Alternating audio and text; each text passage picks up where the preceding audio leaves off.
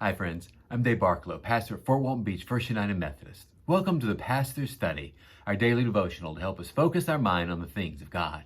We are going through the Gospel of Mark today, for the foreseeable future, and we enter into chapter 3 today, and we're in a series of controversy stories where Jesus winds up being in conflict with the religious leaders. And in fact, this one will sound kind of familiar to an earlier one, and that's because this idea is very important. So let me just read it, and then we can talk about it a little bit. So this is Mark chapter 3, verses 1 through 6.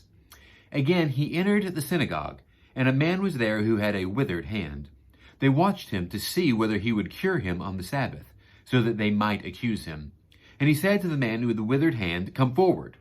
Then he said to them, "Is it lawful to do good or to do harm on the Sabbath? To save life or to kill?" But they were silent. He looked around at them with anger. He was grieved at their hardness of heart, and said to the man, "Stretch out your hand." He stretched it out, and his hand was restored. The Pharisees went out and immediately conspired with the Herodians against them, how to destroy him. So here we have another controversy over the Sabbath. And so Jesus has already healed on the Sabbath and gotten in trouble for it. His disciples have picked grain on the Sabbath and he's gotten in trouble for it. We have another healing. But this time they don't just hear about it. This time they literally show up looking to see. They are looking to try and trap Jesus, knowing that Jesus might do a good work on the Sabbath.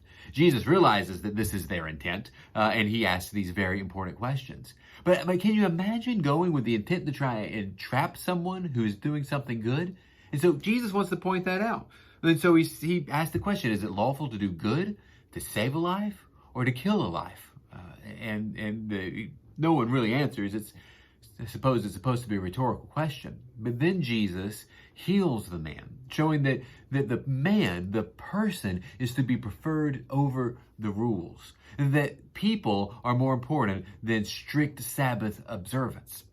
And the thing that will rip at your heart about the story is instead of the people who are there, or at least some of the people who are there, being excited for the man, instead of being amazed by the work of God to heal this man with the withered hand, and instead of praising and singing and giving thanks to God, they just leave.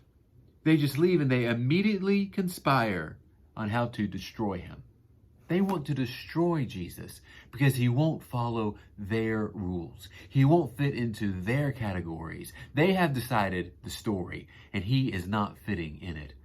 But you see, Jesus is over the story because his story is the story. As he said earlier, he is Lord of the Sabbath. So friends, today, are we treating God like a system of rules or like a person?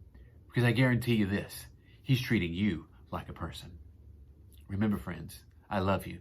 Take care of yourselves and shine the light of Christ.